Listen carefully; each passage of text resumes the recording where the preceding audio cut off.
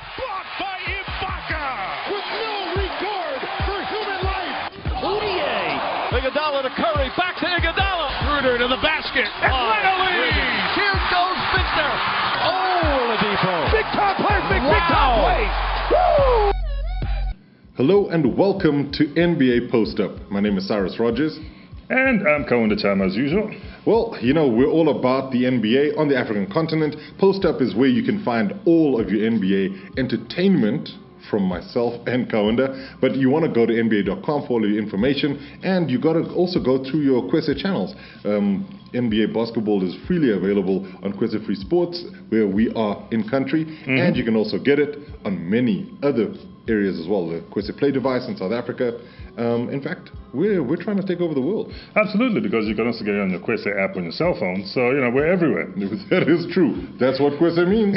It means everywhere. Now, let's get into today's topic, because I think we've got a whole bunch to cover, and some of it is really, really critical. Primarily, what's happening in the Eastern Conference with the Boston Celtics. I think, Cyrus, let's be real. The Boston Celtics are not only top of the East, they're top of the league. Yeah, that's it. These guys have just gone 16-2.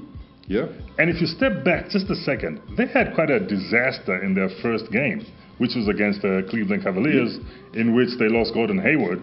And I'll admit it, I was one of those guys who thought, ooh, what now? You almost thought the season was over before it began. Absolutely. You know what I mean? You've done so much to bring a player like Gordon Hayward into the mix. You've now got him in your team, and then he's gone within 5 minutes of making his debut.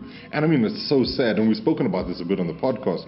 But then when you look at what they've now done in terms of the recovery, there's some special performances coming through. And I'm not going to say it's a blessing, far from it, but it's made the Celtics a different team. Now, Cyrus, I asked you this before, off mic. Yeah. Is it the youth and athleticism of the players that are there now? Is it the leadership of Kyrie Irving? Or is it the coaching skills of Brad Stevens? I even give you one other option. It is all of the above. Right? When you look at it, and I think it all starts with the coach himself. You know, Brad Stevens is a really, really smart guy. He was here in 2015 for the NBA Africa game, and I managed to pull him aside and have a couple of minutes just to chat to him. And a remarkable human being, because he's very humble, but you can see his mind is always ticking. And so he's always trying to see how things work. And one of the things he spoke about was that the NBA is a players' league. It's a league for players, and it represents the best of the basketball talent in the world today. So what he does and what he says his philosophy is to try to bring the best out of the players. He's not going to overcoach them. He puts them in situations where he feels he can get the best out of them. And then when you put somebody like Kyrie Irving as your sort of leader of the team, that's just hand in glove. I mean, that's what you want. So I think it's a combination of everything. I mean, look, off the top, Kyrie, fantastic. Yeah. He's been rated, since Larry Bird in 1975, he's that first player to score about 45 points while shooting around 70% from the field. That's incredible. Right? And that's incredible. But it's not just Kyrie himself. Yeah. I know Kyrie is there as a leader. He arrived, that's what he wanted, that's what he got, and he's performing, right? Yeah. When you need that clutch player, he's coming through. Now let's look at the other pieces that they have. Yeah. You look at, first of all, the rookie, Jason Tatum. He's been special. I know you called him before the league even started. No, you called him in summer league. You called him in summer league. If there's something that you can see, it's the potential in a player. And I think that obviously the size is one thing, but it's the heart and the skill that you hope will form something really remarkable. And I just saw something in Tatum that stood out for me. And yes, he might not have been as highly rated as Lonzo, and I'm talking about just in terms of hype. I think that people who rated basketball players looked at Tatum and thought, this is a goodie. But I don't think anybody would have expected that he'd fill the breach left by an all-star. Yes. But it's not just him. Jaylen Brown, as a sophomore, he's going off.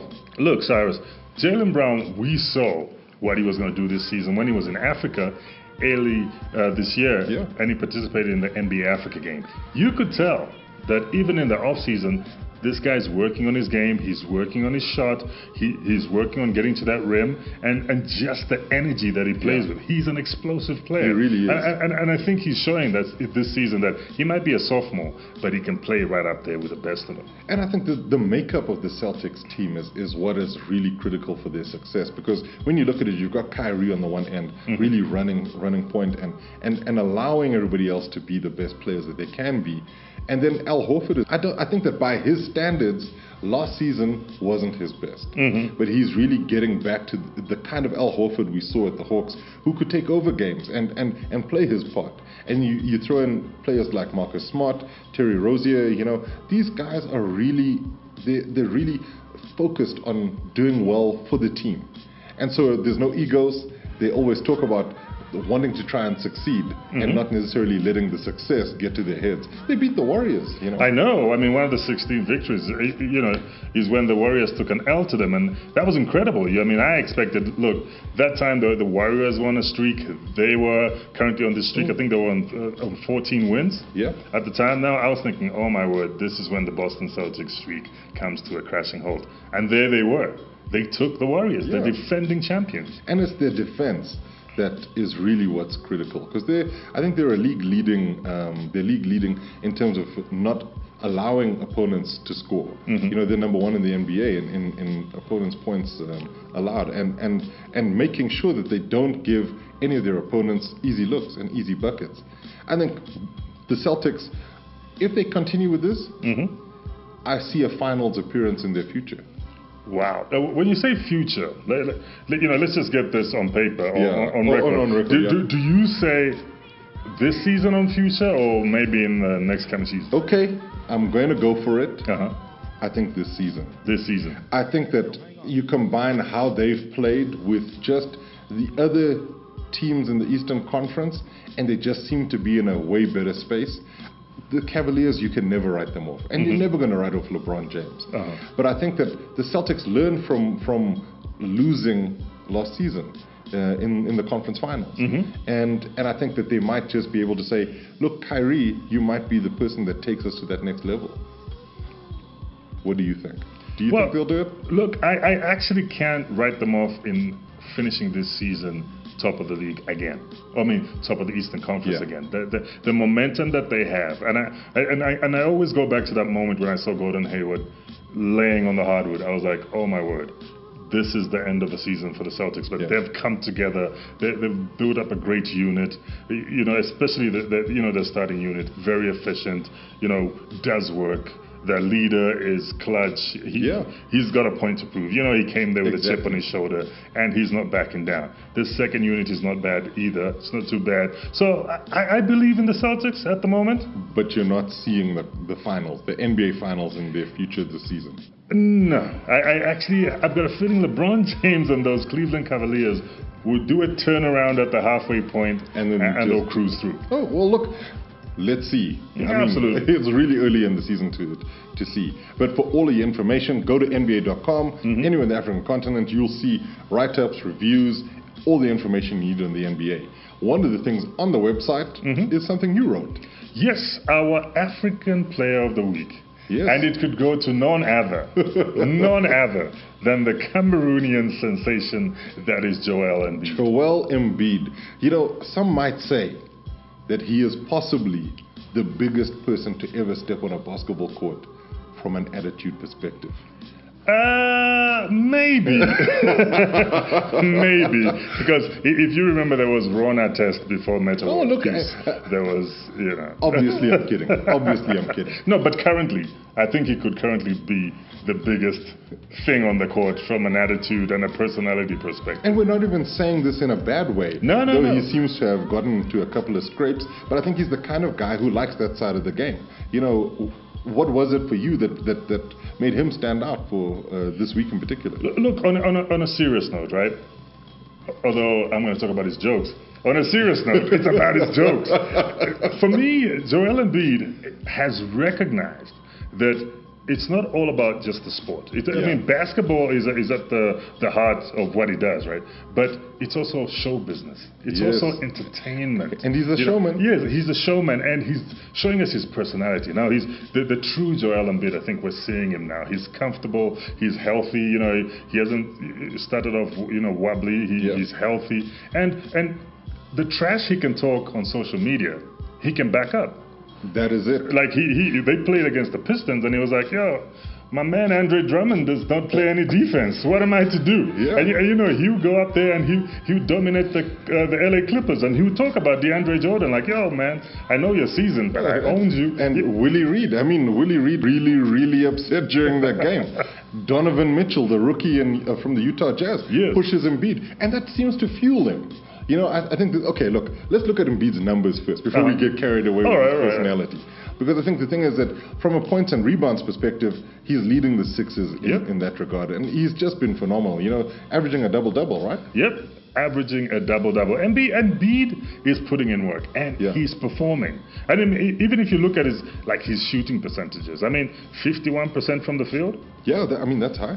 26.2% from three-point range, but he's never been a three-point shooter. But he can still hit them. He's working on those shots. I've seen him recently. He can hit that three. At the Africa game, in fact, at one of the practices, because he wasn't playing, he was inactive, he still had a ball in his hand and he was knocking down threes. I mean, it was incredible to see. Yeah, absolutely. And then if you look at the 76% from the free throw line, that's great. And isn't that really the key determinant here in terms of greatness? Because somebody like DeAndre Jordan will be eating up the glass on a daily basis. But when you put him at the charity stripe, well, you know what you get. But if Joel Embiid is not the kind of player you can just foul and hope that he misses, because he'll hit more than he does. Absolutely. I was just thinking about the same thing the other day, Cyrus. When you look at a great like Shaquille O'Neal. Yeah. Shaquille O'Neal was eating out the glass, most of the time breaking that glass, if you remember. Yeah.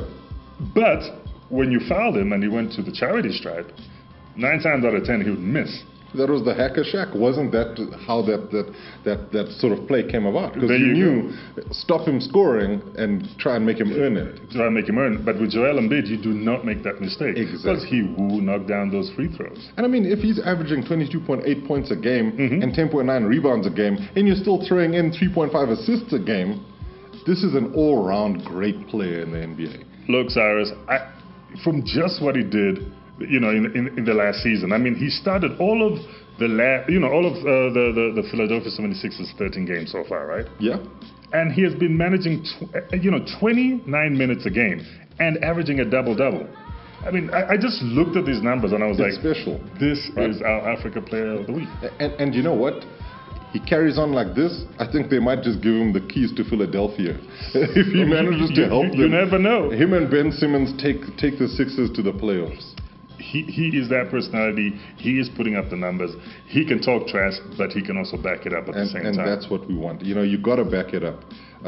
So we got to move on to our next topic, which is one of my favorites because it's about watching basketball at a good time. And that's about NBA Sundays. NBA Sundays. And we've got a great game coming up this Sunday. On Kwese, we're showing the game between the Miami Heat and the Chicago Bulls. I mean, they're not necessarily lighting up the league in the Eastern Conference in particular, but these are still solid teams, and the Heat have got some great young players as well. And the Bulls are also resting on their youth to try and get them some results. What are you looking forward to seeing?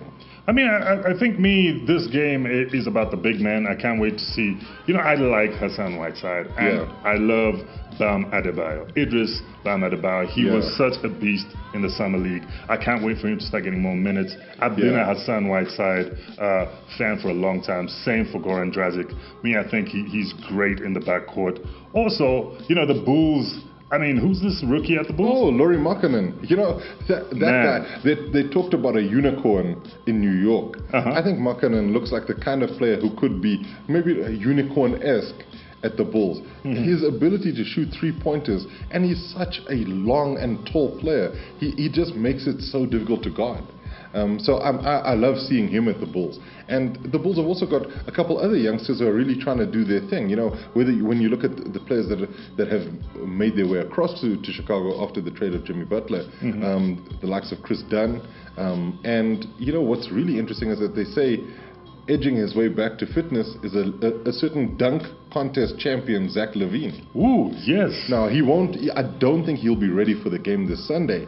But I think that when you look at the pieces that the Bulls have, with the likes of Denzel Valentine, they've got players with potential, really high ceilings. And I think that it's that kind of matchup where you've got really good potential at the Heat versus really good potential at the Bulls. Anything can happen.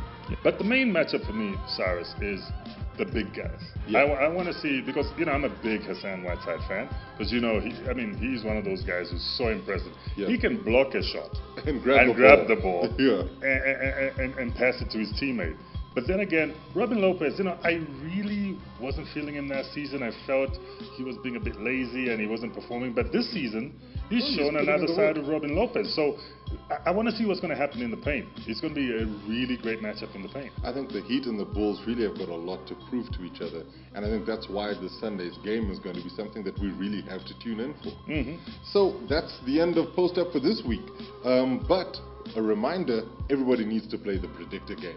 Oh, yeah. It's been fun. We're not going to say who's beating who because it could get a bit sticky. It's a bit early in the season. Let's just Let's do that. So what you got to do is just go to kweseslamdunk.com. That's www.kweseslamdunk.com. It's a predictor game, so predict who you think is going to win. It's as easy as swiping left or right. That is indeed as easy as it is. So from me, Kaunda Chama, And from me, Cyrus Rogers, it's goodbye. and see you in 7.